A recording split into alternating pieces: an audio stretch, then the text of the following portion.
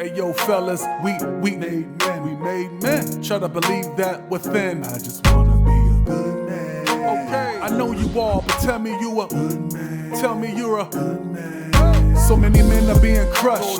Societal demands to be tough. Yes, you are enough. Okay. I just wanna be a good man. I can't relate to you, brother, cause you're a good man. Yes, you are a good man. Listen, I'm right beside you, I'm right behind you. I know that life could be hard. That right? You're not a coward, you got the power for talking about your scars. No, you're not soft. Let me inspire you, empower you, because society may wanna see you fall. You got another brother to call. So many men are being crushed.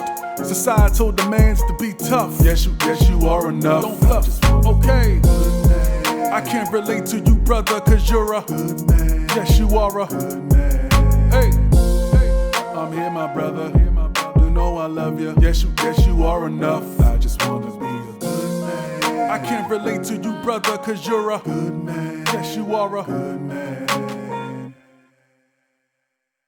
All right. Welcome to the M.A.D.E podcast. Motivated, accessible, disciplined, expressive men. This is the M.A.D.E podcast where we are dismantling society's false sense of masculinity, where we are changing the male narrative. I have a special guest with me today. He's in the lab. He's in the projects to help me break down this false sense of masculinity. It's my brother, Derrich Phillips. He is the best-selling author and the founder of Mentor Select. How you doing, my brother? I'm doing great, Derek. Happy to be here. How are you? Man, I'm doing good, man. I'm doing good. So tell us a little bit about yourself, brother. What you got going on, man? Definitely. So I founded Mentor Select about 2 years ago, and that was as a result of me working with youth and realizing that so many of them didn't have mentors in their life, and that was why they were going down the wrong path. And I know myself personally, having mentors in my life is what changed the trajectory of my life. So I wanted to be able to just basically pay it forward. So with my company, Mentor Select, we focus on books, courses, and also directly mentoring one-on-one teenagers to give them that guidance they need to be successful adults.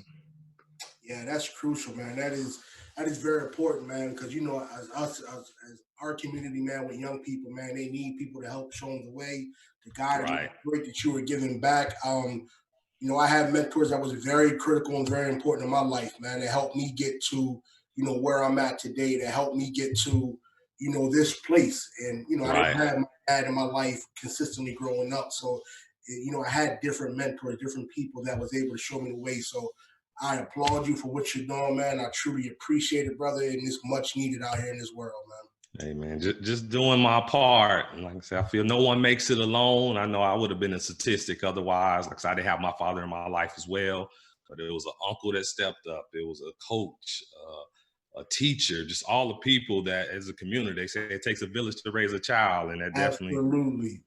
I had to lean on my village. Well, that's great, man. That's great that you said it, because that's a segue into our first question, man. So as a boy, who and what was your example of a man?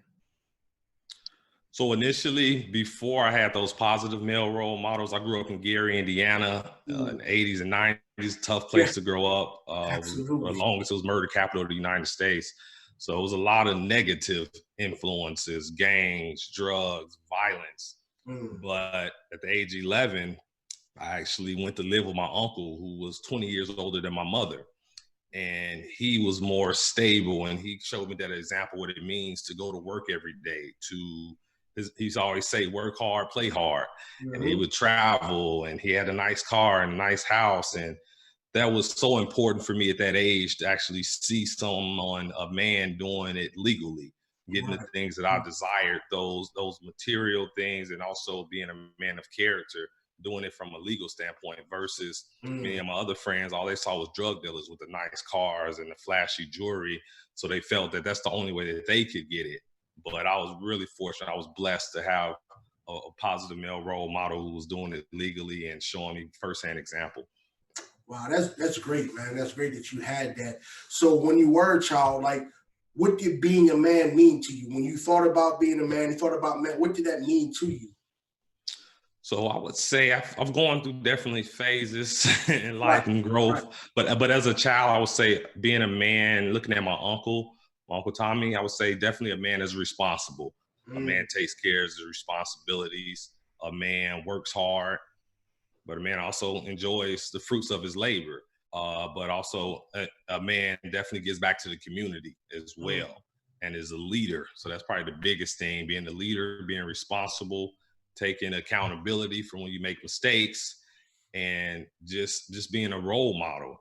But on the flip side of that, like I said, prior to my uncle coming into my life, yeah, I just thought a man was just someone who kind of dictated, they kind of used their power for whatever they saw fit. And they also a man that had just a lot of women, who was more of womanizer and just being flashy. So a lot of the negative stereotypes that come with men, I've seen both sides of the coin.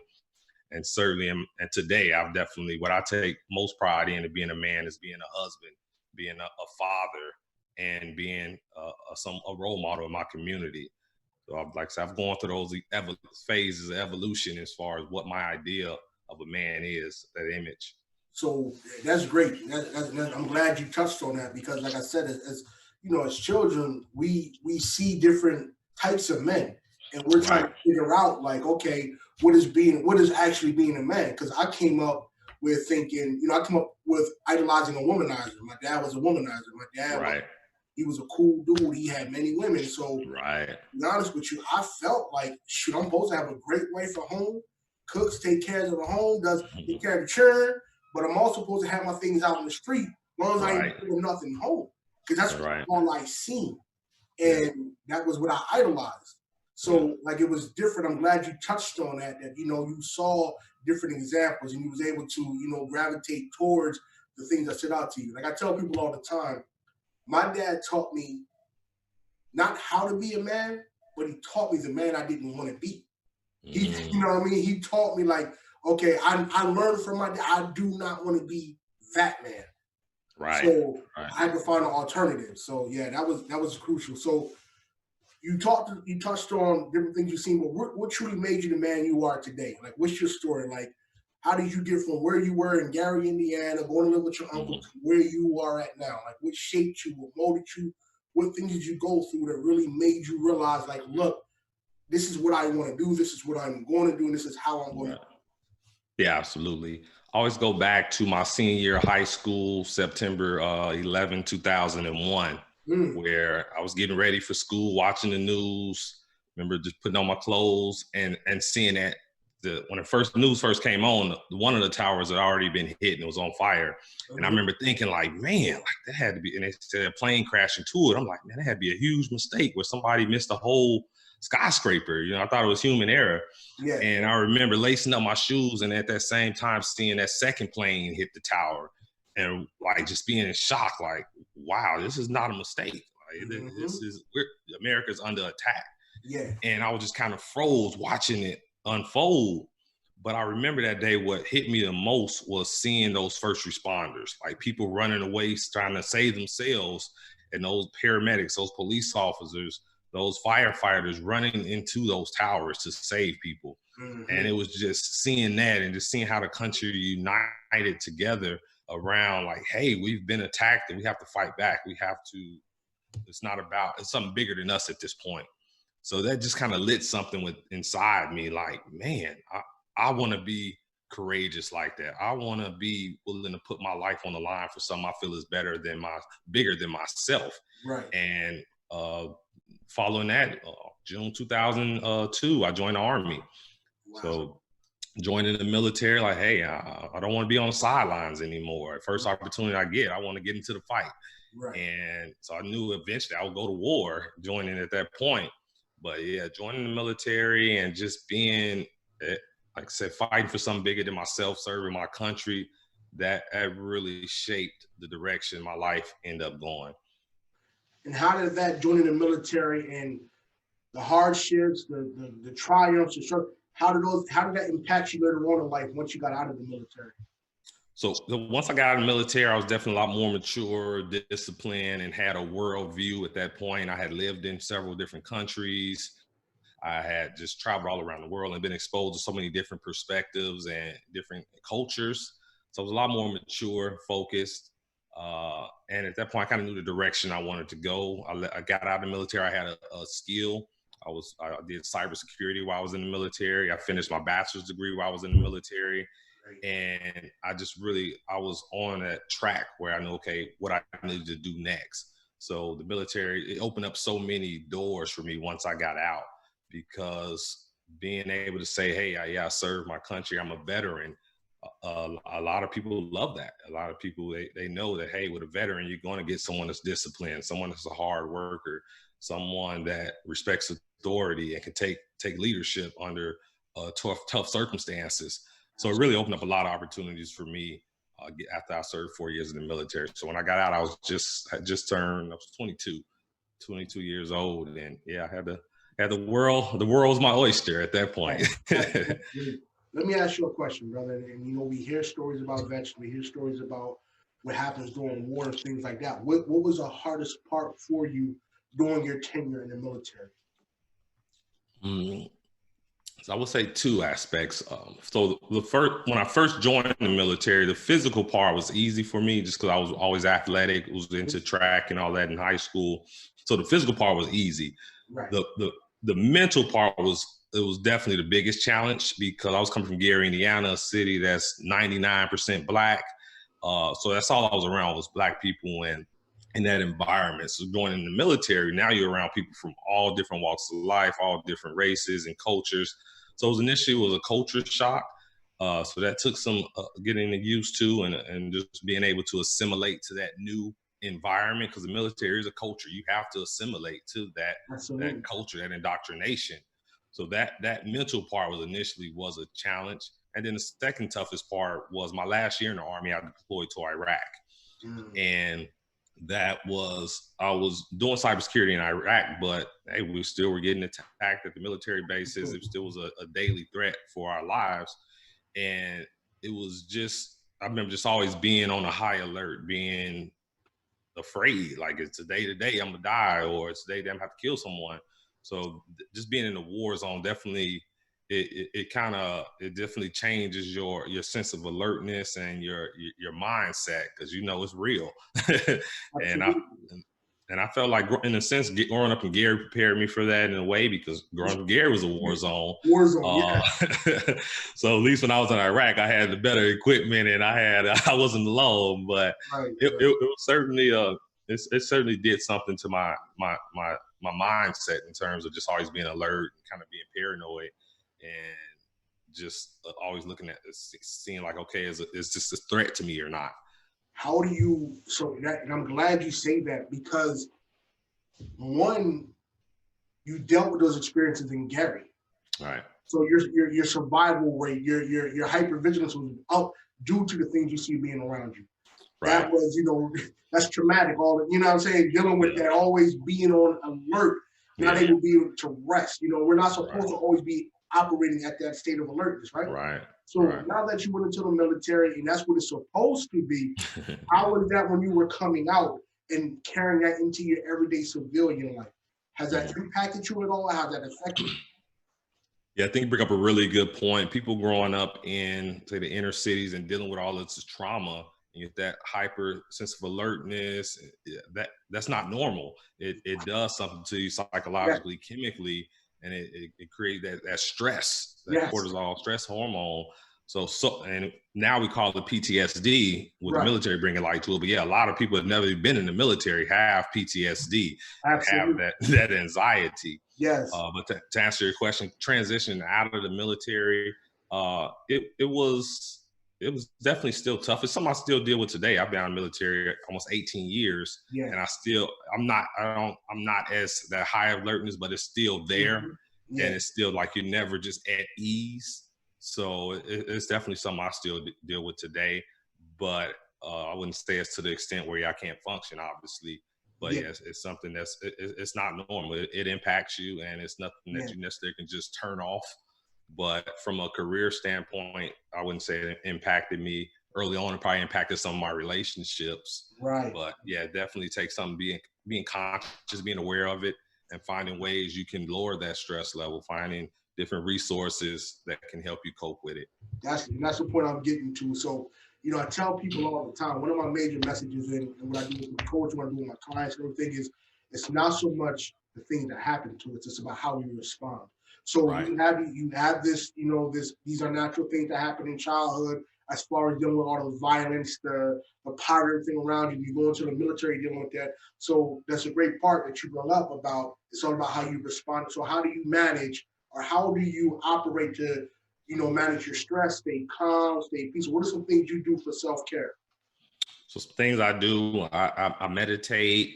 I focus on physical fitness, making sure I'm doing things that's relaxing me in terms of working out. That's something I enjoy. Also, I read a lot. I just love being out in nature, just being out, going for a walk in the park, just anything that's going to relax me, anything that just brings me peace. Spend time with my family, friends. Just make sure I'm conscious about that, making sure I'm intentional more so. Right. And that's probably some of the biggest things, that eating right, trying to be healthy. And therefore, one of the biggest things is making sure I'm intentional about reducing my stress level and not subjecting myself unnecessary to things that's going to stress me out. So I'm really conscious about just really not avoiding those type of things. It's going to be stressful. Where you're placing yourself, what environment you're in, what you were giving your time, energy, and attention to, man. That's great. That's why I do this podcast. That's why I want to break down this false sense of masculinity, man, because self-care has nothing to do with being weak or being feminine or anything like that. We have to take care of ourselves. Whether you want to call it self-care, self-love, or just finding your joy, doing things that bring you happiness and peace or whatever, we have to invest our time and energy into these things, because we deal with a lot of stress as men, especially as a Black man. We carry a lot of stress. We deal with a lot of things in this world. And it's not that we ever are going to be without overwhelming or distressing thoughts or feelings. It's not that. It's about learning how to manage those thoughts and feelings, learning how to turn down the volume on those things so that we can focus on the positivity, so we can focus on the things that we do want. So that's absolutely. A lot of men think that we just got to suck it up or muscle through it, or, we got to, try to shove it all down and not talk about it or not deal with it. And, whatever you're feeling, it's okay. Your feelings aren't the enemy. That's what the point I want to get across. Feelings aren't the enemy. You're allowed to feel what you feel. It's important to feel what you feel, but not allow those feelings to dictate your behavior. So when it comes to you and your feelings, like, are you comfortable? Were you always comfortable with identifying and expressing your feelings, or did you struggle in any of those areas? Yeah, I absolutely struggled early on, especially my teens and early adulthood, where I had anger management issues, and I did used to repress a lot of those emotions. And I remember the first time I went to a therapist where he mentioned, like, when you repress those emotions, essentially think about a soda bottle. Like, you shake that soda bottle up and then it's going to eventually, like, you want to kind of like take it off, like unwind it slowly to let it kind of like fizz versus just it exploding. That pressure. So as you mentioned, like, you're repressing those emotions and you feel, okay, you always been told to man up, men don't cry. You treat it like men are a robot or something, but no, we have emotions. We need to process those emotions. We need to determine how we're going to express those emotions in a healthy, not toxic way. Yeah. But when it really gets toxic is when we do ignore them, when we do repress them, when we do feel like we're not allowed to express them, then we have no control at that point. It's like a ticking time bomb. Absolutely. And yeah, it's something that I've definitely had to, through reading, through mentors, through seeing how other men express their emotions in a healthy way, that's helped me learn how to do it as well. That's great, man. That is great. So now that you are more mature, you're older, you're married, children, how has your definition of a man changed from when you were 11 or 12, when you were younger, to where you're at now? Yeah, it's changed big time. And earlier I mentioned my uncle, and he taught me so many positive things, but he wasn't perfect. He in reality, he was living a double life as well, where he was taking care of home, but hey, he was doing this thing in the streets, had a lot of women. So when I was younger, I admired that. Like, okay, that's what a man get to do. Yeah. But now it took me all the way up until around 30, meeting that right woman who is my wife now, who was patient with me, who definitely walked through that growth journey with me. And now my idea of a man, the men that I admire is totally different than the men that I would admire at 18, 19, or even 25. The men I admire now are men who they're not living a double life. They take their role as being a father, a leader, a husband serious. And they don't allow anything to jeopardize that. I just give you an example. One of my good friends, him and his wife just celebrated their 10-year anniversary, and they had a whole ceremony and everything.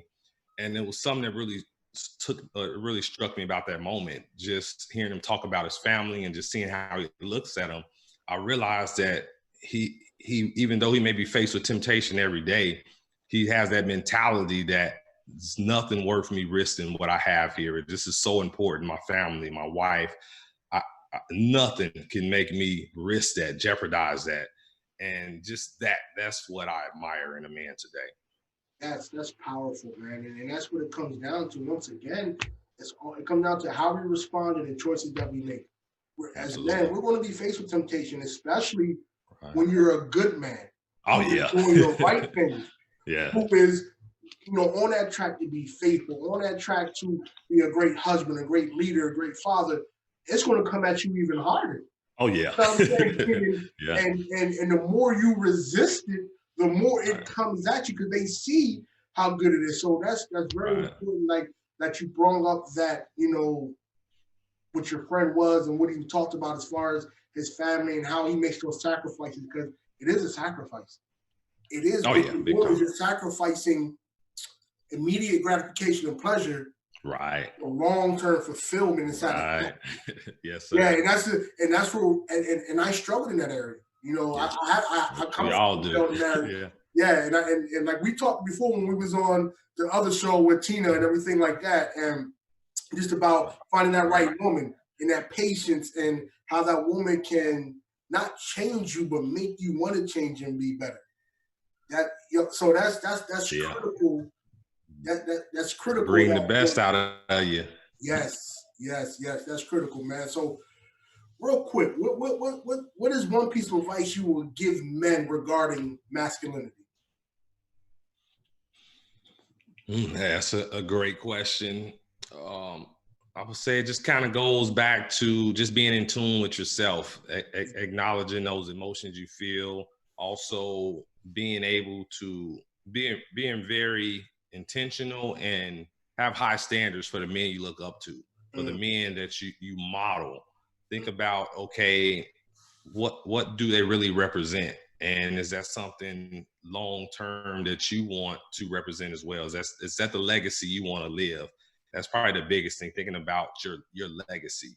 Absolutely. When you're dead and gone, what do you want people to say about you? How do you want to be remembered? And I think COVID-19 really highlighted that in terms of helping us realize what's really important in life, how essentially with all of having to stay at home and the freedom being taken away and just all of the glamour and glitz. Now it's like, okay, what do you have now? When everything is just jeopardized and your way of normal life is being altered, are you happy with what you have? Are you happy where you're at in life? Are you happy with who's surrounding you? That really put things into perspective for me, because being stuck at home, me and my wife still work from home.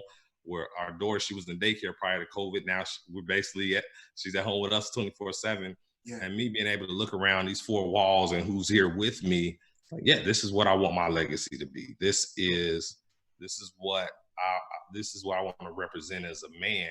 So I think, just men looking at, hey, what is your legacy going to be? Not this instant gratification that you're getting right now, or this temptation you're faced with, and like that's temporary. Like just as fast as it comes, that's as fast as it goes. And I have a lot of single friends. I'm 36 now, and as they're getting older in age, they realize, looking around, like, those sayings go, like, you don't want to be the last one on the dance floor. And I think as men, we have to look at that like, okay, not necessarily, don't settle, don't rush it or force it, but try to just make sure that you're intentional about your actions, that you're going in the direction that you want to go, and that you're leading the legacy that you want to leave. That's great.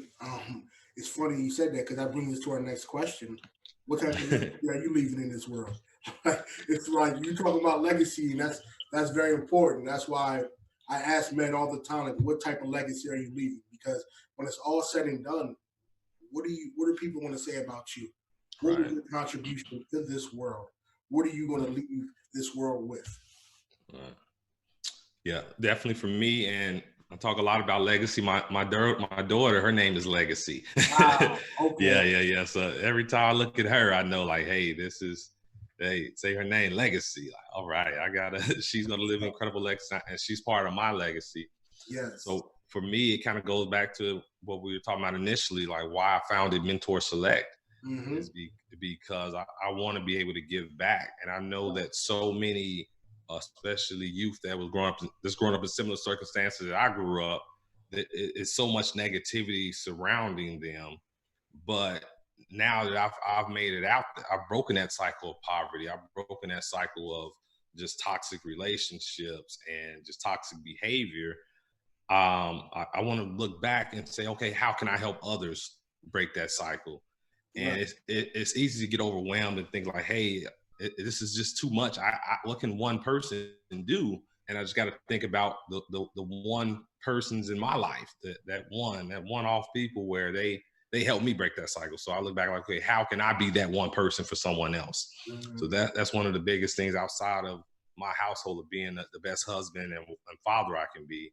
Okay, how can I be the best mentor? How can I be the best friend? How can I be the best employer? Just how can I be the best and not looking at it like, okay, it's just too much. It's overwhelming. Not one person can change something, and just realizing that one person can change. If you change one person's life, you change in their world. So hey, you're doing your part. So that's just how I'm kind of looking at it. Just one person at a time. How can I help? How can I help? How can I not be a part of the problem, but a part of the solutions, and really being intentional about that. Wow, brother, that's very powerful, man. I definitely see what you're doing. I definitely see the legacy that you were building, the legacy you're going to be leaving, man. And then I wish you the best in that. I know this, I know how tough it can be when you're trying to help others. Like this, adding value to others in itself is a difficult, difficult task. Yeah. You see something in others that they don't see in themselves. Right. You have to stroke that and keep takes time. Yeah, keep on breathing into that. Breathing that belief into them so they can catch wind and feel that and start moving in that direction. So I know what you're doing, brother. I appreciate what you're doing, man. Keep doing what you're doing. Where can people reach you at, man? Like where can they reach you if they want to get in contact with you? Yeah, absolutely. And before I go into that, I definitely want to applaud what you're doing. I think what you're doing is fantastic, and we need more of it. So you certainly, I know you're changing lives. Like I said, it takes time. It's not an overnight approach, but hey, when you're doing what you love, what you're doing, what you're called to do, you got, as long as you're breathing, you do it. You're just walking in that path. So yeah, definitely keep up what you're doing. As far as best contact for me, my website, DerrichPhillips.com. You can reach me there. I'm all over social media. So your name, you're Derrich. I'm Derrich with an H. So it's just easy to find me. There's not too many Derriches in the world, but yeah, Derrich Phillips. I'm all over social media. And then also my books, all of them are available on Amazon. I have my first book is Poverty Powerball, Turn Adversity into Your Winning Ticket. My second book is Father Figures. It's a children's book. Father Figures, Larry's Journey to Manhood. And my third book is The Shortest Distance, 26.2 Strategies to Accomplish Your Most Ambitious Goals in Record Time. And yeah, you find all those on Amazon. Man, great, man. Great. Listen, brother, you're doing some wonderful things, man. Keep going. This is the M.A.D.E Project. I have my brother Derrich Phillips on with us, man, best-selling author. He is a founder of Mentor Select. He is doing great things out here. Check him out, reach out to him, see what he's doing, follow him on all social media. Hey, brother, I really appreciate you, man. You keep doing what you're doing, man, and we're definitely going to connect later on down the line, brother. Definitely. Much appreciation. Take care. Right, yes, sir. You take care, my man. All right.